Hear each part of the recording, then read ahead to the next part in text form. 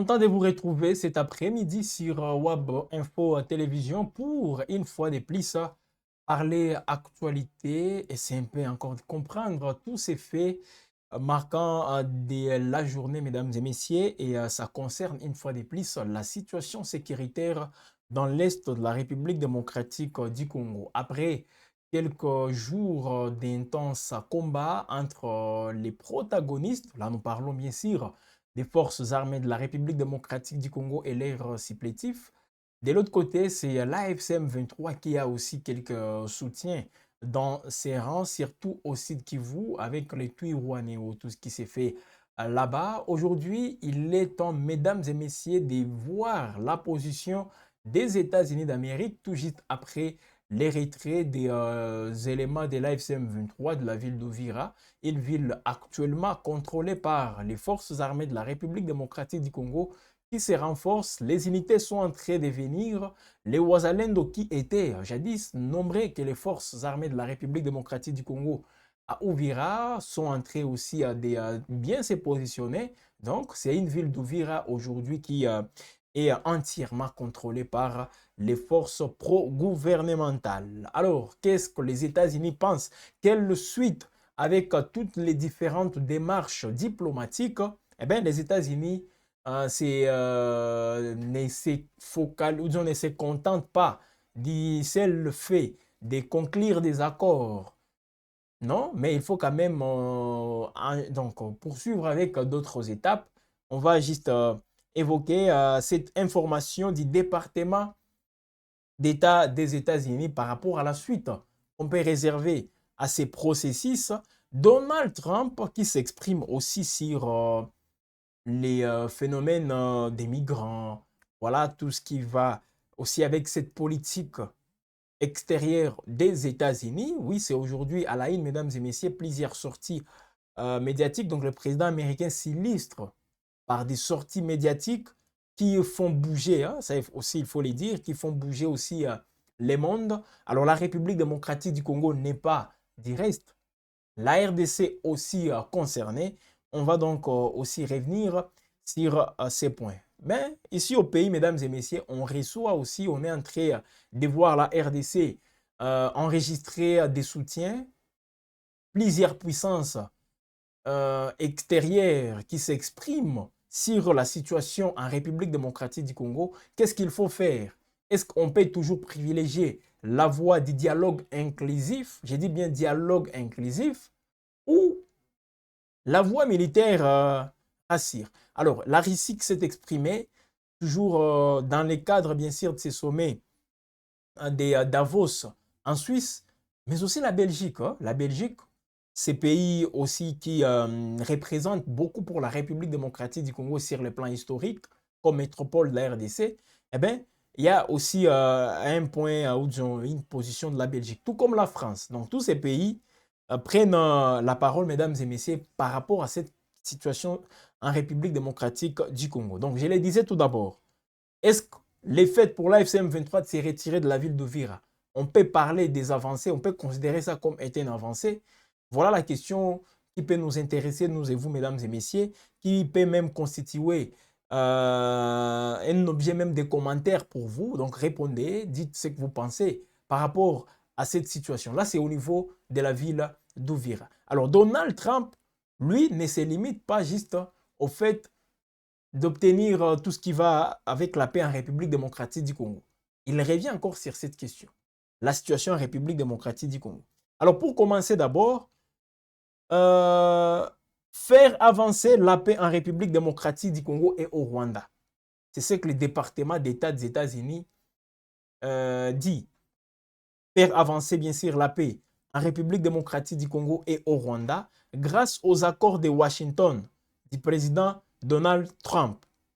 Alors, c'est autour, mesdames et messieurs, de ces thèmes que vont se dérouler les discussions au sein du comité des démocrates de la Chambre des affaires étrangères des États-Unis d'Amérique. Voilà, ces assises auront lieu demain, jeudi 22 janvier 2026. Les messages de la RDC à cette réunion, donc la RDC qui adresse un message à cette réunion, les messages restent les mêmes. Hein. Pour la République démocratique du Congo, les Rwandais doivent quitter la République démocratique du Congo. C'est ce qu'a déclaré Yvette Kapinga Ngandou, ambassadrice de la République démocratique du Congo aux États-Unis d'Amérique. Alors, de son côté, il y a aussi la révérende Christine qui appelle le président rwandais Paul Kagame à retirer ses troupes de la République démocratique du Congo. Un appel, bien sûr, qui, sans doute, risque de ne pas être suivi parce que nous connaissons tous la position de Kigali par rapport à toutes ces accusations. Kigali qui ne cesse de nier, qui réfute tout en bloc, comme quoi il n'est pas en République démocratique du Congo. Tout ce que nous voyons, selon Kigali, c'est une affaire voilà, qui concerne que les Congolais entre eux et ils sont appelés à trouver eux-mêmes des réponses. Donc cette réunion, mesdames et messieurs, qui va encore revenir sur la situation en République démocratique du Congo par rapport à la mise en œuvre des accords de Washington, conclus en décembre entériné entre les présidents congolais Félix Tshisekedi et son homologue rwandais Paul Kagame. Donc voilà un peu, ça va tourner bien sûr autour d'items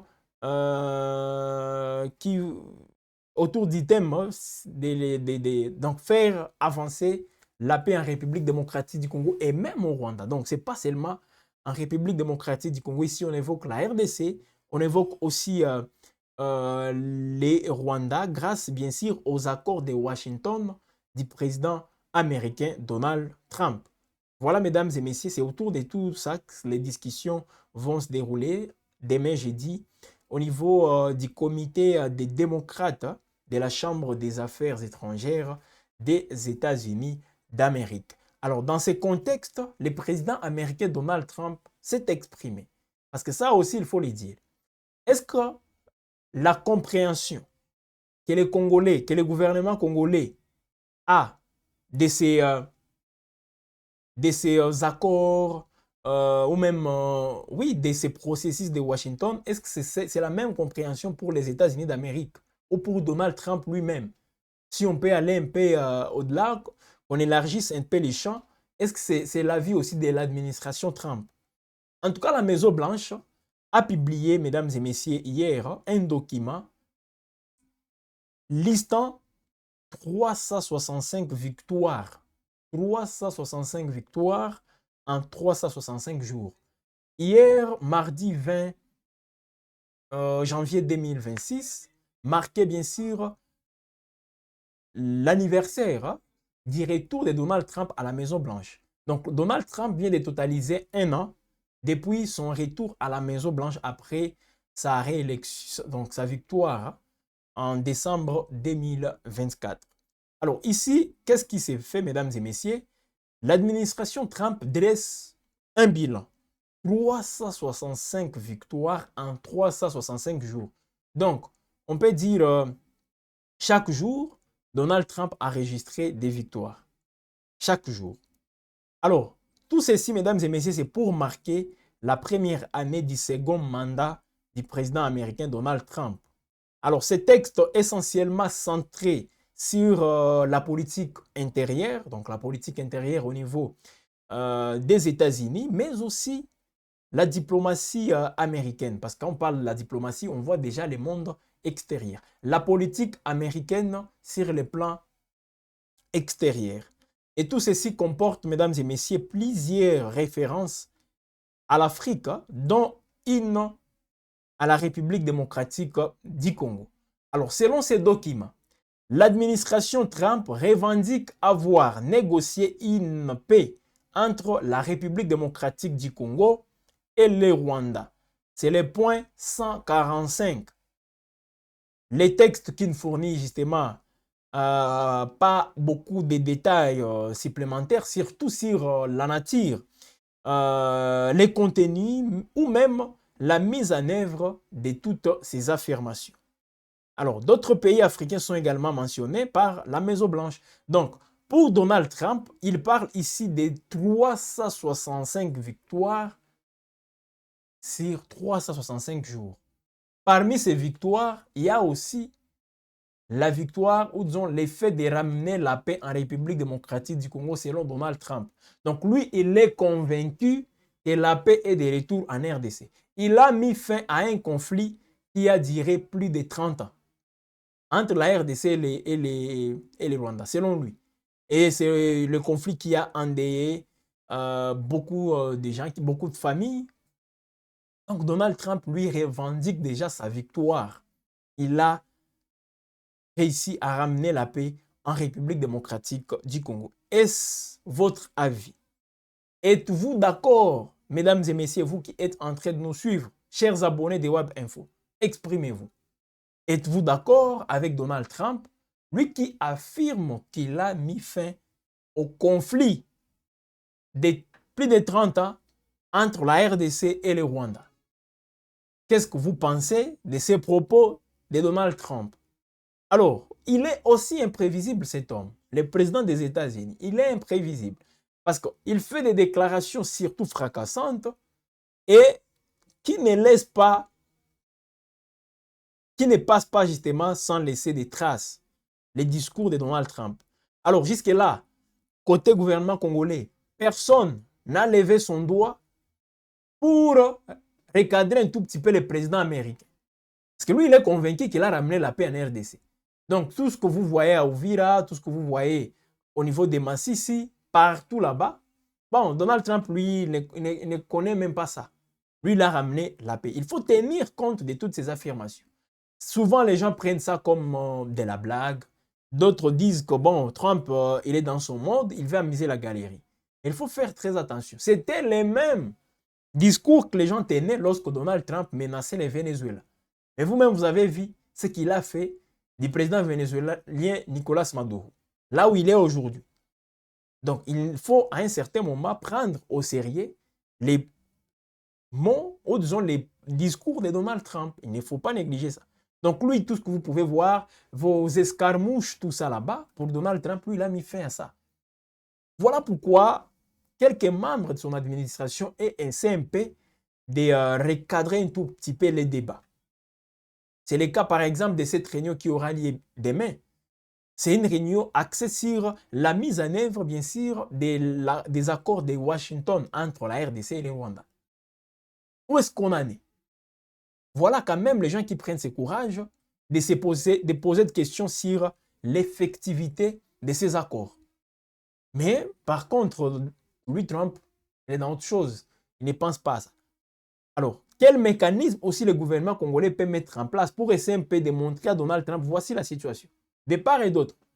Parce que souvent, c'est la République démocratique du Congo qui est en train de payer les prix les plus forts, ou disons les prix lourds de cette situation. Oui, c'est un conflit, oui, entre la RDC et le Rwanda, mais il y a aussi une autre réalité qu'on ne peut pas minimiser. C'est l'existence de l'AFCM 23. Tout ce que l'AFCM 23 est en train de faire aujourd'hui, il faut prendre ça au sérieux.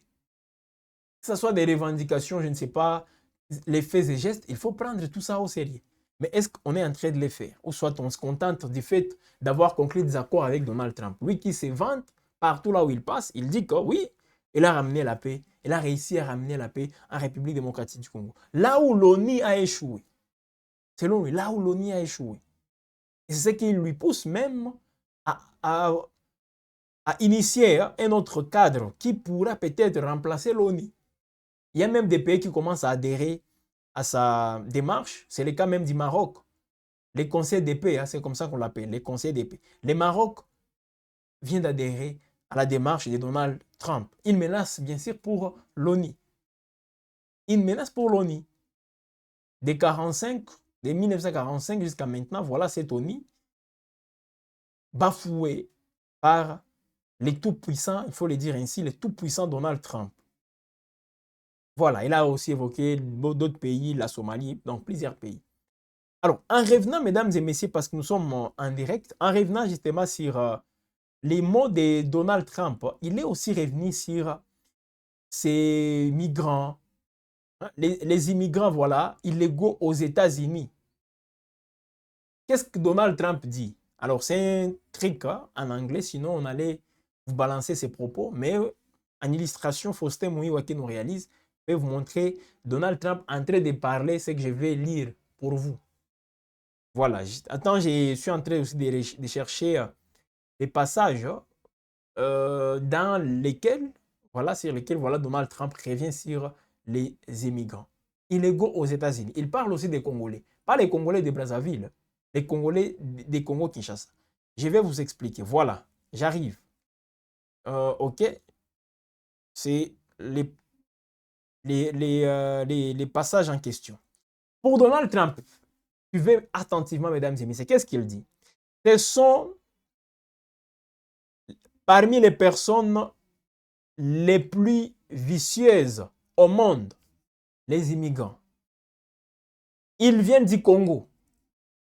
Les prisons, donc, ils viennent des prisons de la République démocratique du Congo.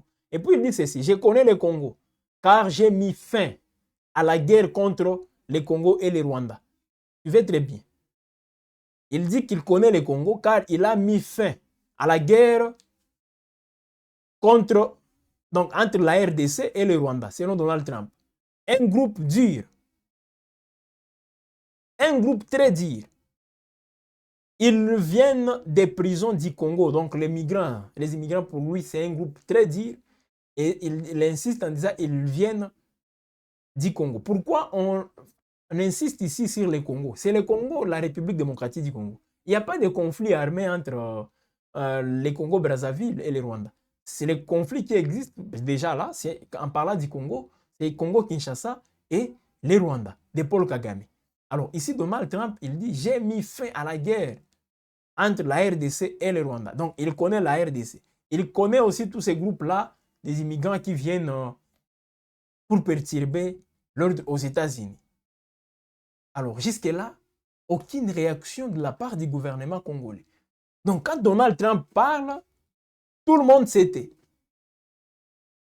On doit se taire quand c'est Donald Trump qui parle. Magister Dixit. Les maîtres a dit quand les maîtres parlent, tout le monde doit rester calme. Et c'est ce qui s'est fait aujourd'hui.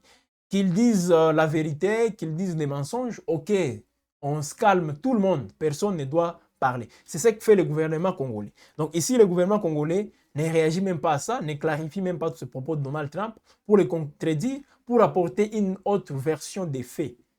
Mouyaya, porte-parole du gouvernement, messieurs les ministres, on te voit souvent très direct, très souple pour recadrer les Rwandais, que ce soit Paul Kagame ou les autres là-bas. Alors voilà les propos de Donald Trump. Il accuse les Congolais. Il dit que les Congolais sont ces gens-là, un groupe très dur, les immigrants voilà, qui viennent aux États-Unis. C'est parmi les personnes les plus vicieuses au monde, selon lui. Et puis il dit ils viennent du Congo. Ils viennent des prisons de la République démocratique du Congo, ces gens-là. Je connais le Congo car j'ai mis fin à la guerre avec le Rwanda. Voilà les propos de Donald Trump. Personne, je dis bien personne, même tous ses acolytes au niveau de l'Union sacrée, personne, quand je parle des acolytes, ce sont ces gens-là qui s'expriment à tout. Et n'importe quand, n'importe comment. Parce que dans l'Union sacrée, il y a des personnalités aussi respectables qui, au-delà de la retenue, mais quand elles parlent, vous sentez quand même, oui, il y a de la responsabilité dans leur dire. Ils ne tiennent pas des discours aussi incendiaires. Ils viennent avec des discours responsables. Ils sont dans l'Union sacrée, que ce soit, je connais même quelques députés au sein de l'Union sacrée qui tiennent des discours, vous sentez quand même que ce sont des discours qui tiennent debout. Mais de l'autre côté, dans cette même famille politique, il y a d'autres, les turiféraires comme on les appelle souvent, les tambourinaires, les gens qui sont là pour applaudir. Les mêmes gens qui disaient, oui, voilà, la paix est rétablie totalement en République démocratique du Congo, juste après l'entérinement des accords de Washington entre Kagame et Tshisekedi, le 4 décembre 2025. Ce sont ces mêmes gens qui, rappelez-vous, mesdames et messieurs, avaient festoyé, disant que oui, la paix est de retour. Le président Félix Tshisekedi vient de mettre fin à une guerre qui a pris 10 ans, 30 ans, avec un stylo. Mais vous-même, vous venez de voir les histoires là au niveau des Ouvira. Parce que quelques jours après, la FCM 23 avait pris Ouvira. Oui, aujourd'hui, la FCM 23 n'est pas à Ouvira. Mais il faut tenir compte des discours qui sont tenus. Vous avez suivi, comment il s'appelle encore, les députés honoraires et même sénateurs, Moïse Nyarugabo. Ce qu'il a dit à Kamanyola hier. Parce qu'il a dit, je me réserve. J'ai beaucoup de choses à vous dire, mais je préfère les garder, je les dirai à Ouvira. Donc, l'AFCM 23, ou même, parce que Nyarugabo, jusque-là, officiellement, il n'est pas membre de l'AFCM 23, il ne peut pas quand même tomber dans des affirmations gratuites. Non, il n'est pas membre de l'AFCM 23. Mais, comme il est allé à Kamanyola pour voir ses frères, selon lui, il a tenu ses discours en présence des autorités politico-militaires de l'AFCM 23. Donc, peut-on penser encore à un retour de l'AFCM 23 à Ouvira? Tout est possible, mesdames et messieurs. Tout est possible. Et il ne faut pas être surpris de cet acte-là. Bon, je ne suis pas en train de prédire ici, non, mais plutôt, nous réfléchissons tout simplement. Tout comme vous aussi, vous pouvez réfléchir et dans les commentaires, dites quelque chose. Alors, comme vous le savez, ce sont les commentaires qui tiennent debout, des commentaires dans lesquels il n'y a pas d'injure que je vais lire. C'est un peu ça. Ce sont là les commentaires qui seront lus ici en direct sur WAB Info Télévision. Voilà, mesdames et messieurs, les contextes une fois de plus. Chacun essaie un peu d'exprimer sa façon de voir. Chacun essaie un peu de montrer sa version. C'est ce que Donald Trump est en train de faire. Heureusement ou malheureusement, la version de Donald Trump, sur le plan international, prend le dessus sur d'autres positions, que ce soit des positions gouvernementales ou je ne sais pas quelle autre attitude. L'attitude de Donald Trump, les points de vue de Donald Trump, c'est les points de vue qui est beaucoup plus considéré. Concernant les conflits dans l'Est de la République démocratique du Congo. Oui, la Russie peut parler. Je crois qu'on va même vous faire la version. Donc, vous expliquer ce que pense la Russie par rapport à ça. La Belgique aussi. Mais voilà un peu, mesdames et messieurs, ce que pense Donald Trump. La position du président américain Donald Trump par rapport à tout ceci. Alors, je vais lire les commentaires. Je précise des commentaires si vous savez que vous avez encore ingéré les gens. Si vous savez qu'il y a des propos irrespectueux dans votre commentaire, je vais zapper. Ça, en tout cas, je vais zapper. Alors, il y a des gens qui nous salissent, quand même ça on peut les voir. Pascal Lochito, bonjour. Depuis la province d'Issancourt à Lodja. Bonjour à vous, Pascal. Merci d'être encore une fois là. J'étais encore ensemble hier. Voilà, c'est toujours un plaisir quand vous revenez avec des commentaires. Ça me fait toujours du bien. Envoyez-nous les images du retrait des militaires rwandais et les M23 à Ouvira. Nestor Tumba. Alors, Faustin, il a compris, il va vous balancer les images, pas de problème. Il dit, envoyez-nous les images du retrait des militaires du M23 à Ouvira. Faustin, voilà, il y a des images qui sont là. Heureusement, on a tout. Voilà. Vous pouvez donc suivre déjà avec cette réalisation des Faustin Mouyoua des images montrant les éléments de l'FCM23 qui est à Ouvira. Aujourd'hui, à Ouvira, cher Nestor Ntumba, à Ouvira, c'est les FARDC qui sont là et les Wazalendo. Donc, Faustin va vous montrer les images, les retraits montrant les éléments de l'FCM23 en train de quitter Ouvira. Et il va aussi vous montrer les images des Wazalendo prenant le contrôle de la ville d'Ouvira. Les Wazalendo et les FARDC. Voilà, vous allez tout voir, hein, s'il vous plaît, cher Nestor. Jacob Chibola, bonjour. Bonjour à vous, Jacob. Alors, les messages d'Alex Silva, je saute. La déclaration sur la RDC est un message spirituel. Chers journalistes, il faut aller dans les spirituels pour comprendre. Ok? Samson Chirouza. Ah, voilà, selon notre cher Samson Chirouza, la déclaration sur la RDC est un message spirituel. Voilà, il faut aller dans les spirituels pour comprendre. Alors, cher Samson, Alors, oui, spirituel, ok. Alors, les spirituels, c'est par rapport, oui, parce que j'ai même lu ces déclarations d'une révérende des États-Unis d'Amérique. Hein. Elle s'appelle Christine hein, Coleman, hein, Christine Coleman, je crois. Elle qui appelle, elle lance un appel au président rwandais Paul Kagame à retirer ses troupes de la RDC. Voilà, c'est ce qu'on a. Alors, les spirituels, hein, parce que ici nous parlons, ça c'est la politique. Ça c'est la politique. Et si nous venons avec les spirituels, ok, voyons voir ce que ça va donner. Parce que si c'est les spirituels, je ne suis pas en train de minimiser l'aspect spirituel. Mais si c'est le seul aspect, ou disons c'est l'aspect primordial pour l'instant, la République démocratique du Congo serait, donc, on serait même dans un paradis. Parce qu'en RDC, on a des multitudes des églises, les pasteurs, les prêtres, les marabouts. On a tous ces gens en République démocratique du Congo.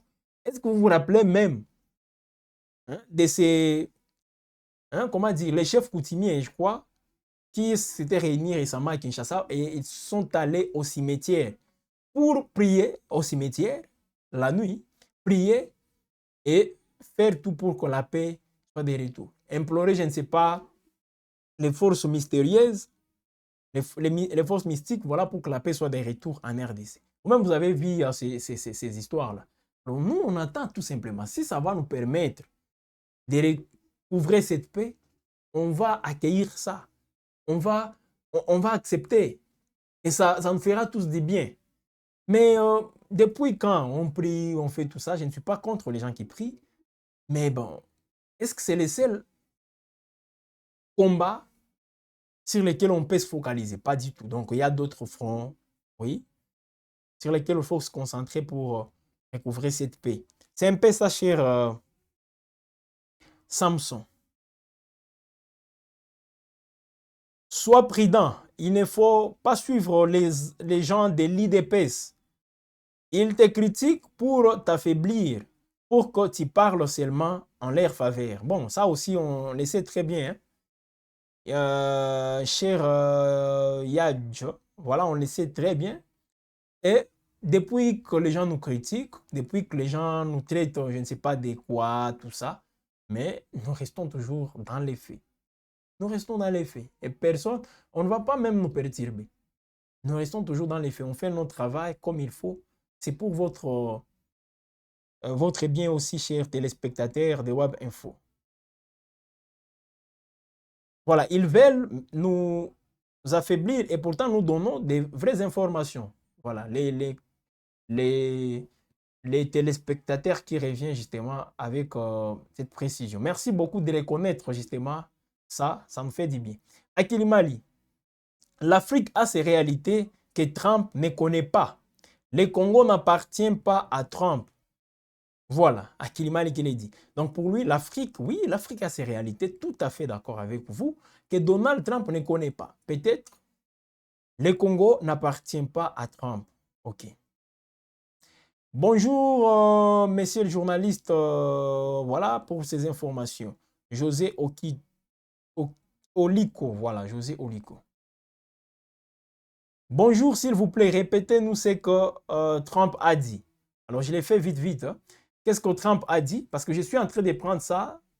C'est un passage hein, que je suis en train de lire pour vous. Donc, ce ne sont même pas mes propos, ce sont les propos de Donald Trump. Alors, il y a même une vidéo de lui. Voilà, la vidéo, elle est là. Qu'est-ce qu'il dit? Donald Trump dit ceci. En parlant des immigrants illégaux aux États-Unis, ce sont parmi ces personnes les plus vicieuses au monde. Ils viennent du Congo, donc des prisons. Ils viennent des prisons de la République démocratique du Congo. Je connais le Congo. Selon Donald Trump, lui il dit qu'il connaît le Congo car j'ai mis fin à la guerre contre le Congo et le Rwanda. Un groupe dur, un groupe très dur. Ils viennent des prisons du Congo, les immigrants. Et vous-même, vous savez comment est-ce que Donald Trump est en train de combattre ces phénomènes-là. il y a aussi des restrictions en termes des visas, tout ça. Pour entrer aux États-Unis aujourd'hui, c'est plus facile. Il est en train de le faire. Voilà, c'est Donald Trump, hein, sa façon de faire. Et nous, on ne fait qu'informer quant à ça. Voilà un peu, mesdames et messieurs, donc c'est très, très compliqué. Alors, d'autres commentaires. Voilà. Alors, Achille Banga, voilà, Achille Banga, j'ai répondu à ta préoccupation. Voilà. Quand on parle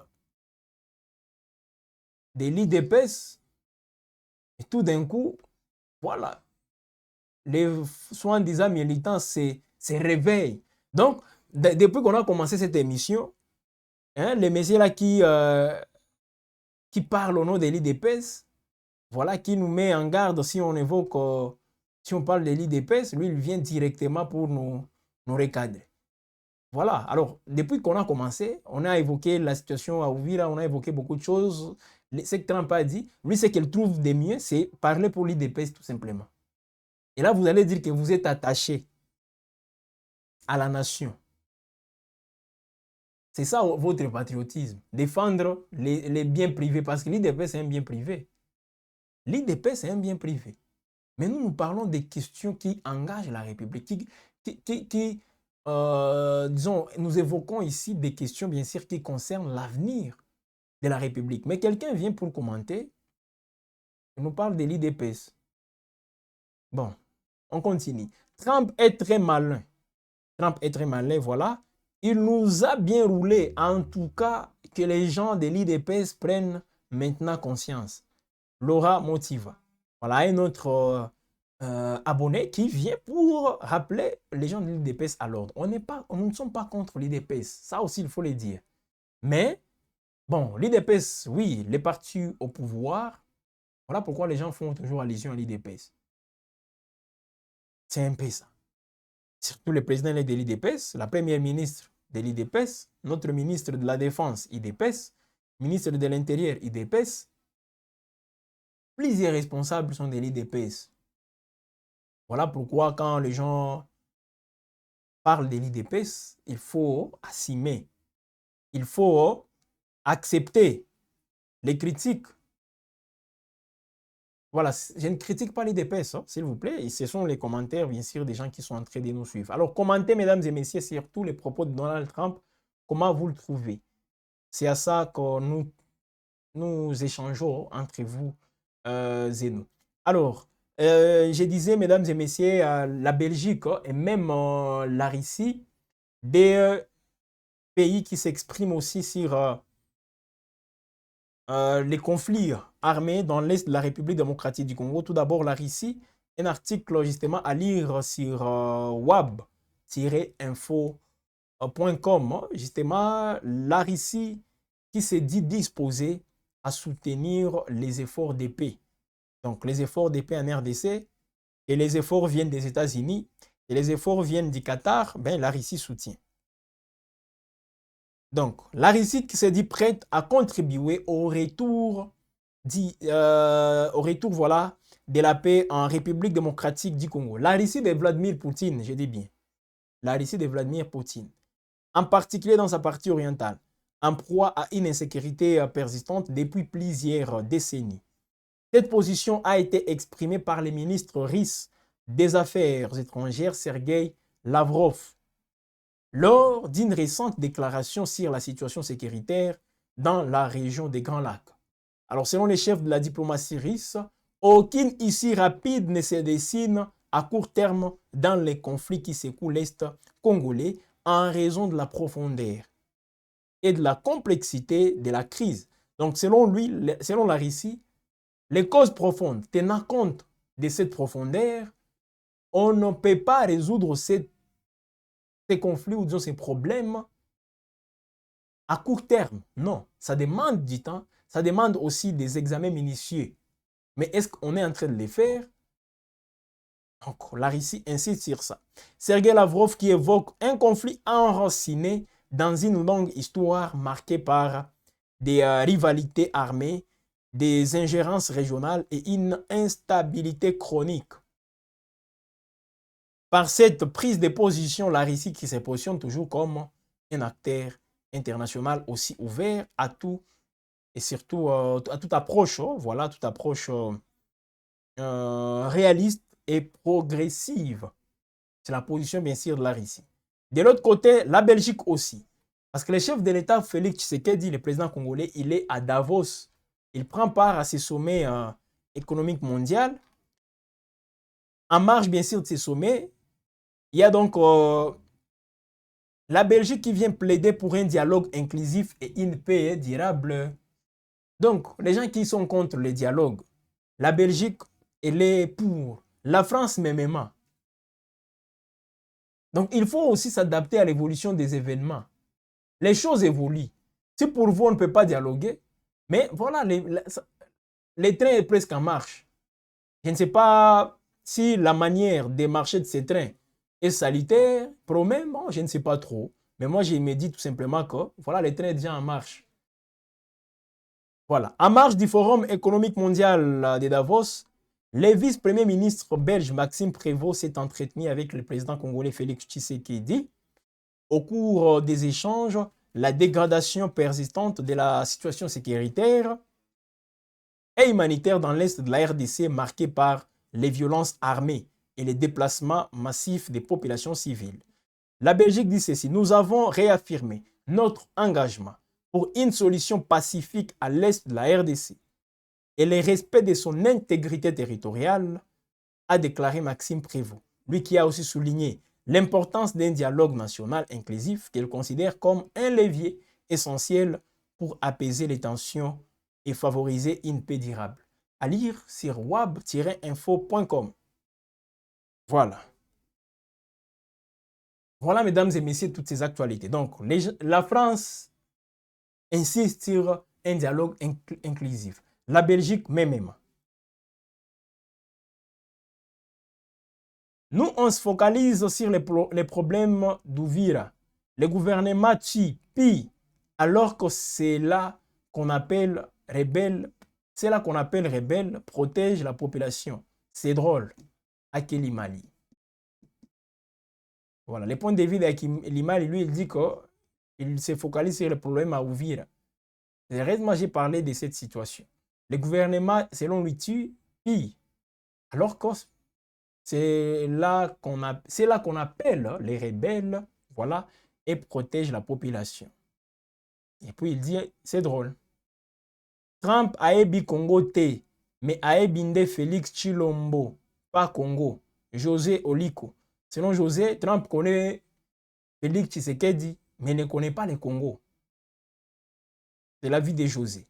Alors, vous êtes nombreux justement en train de réagir sur ces sujets, mesdames et messieurs, et ça nous fait aussi du bien.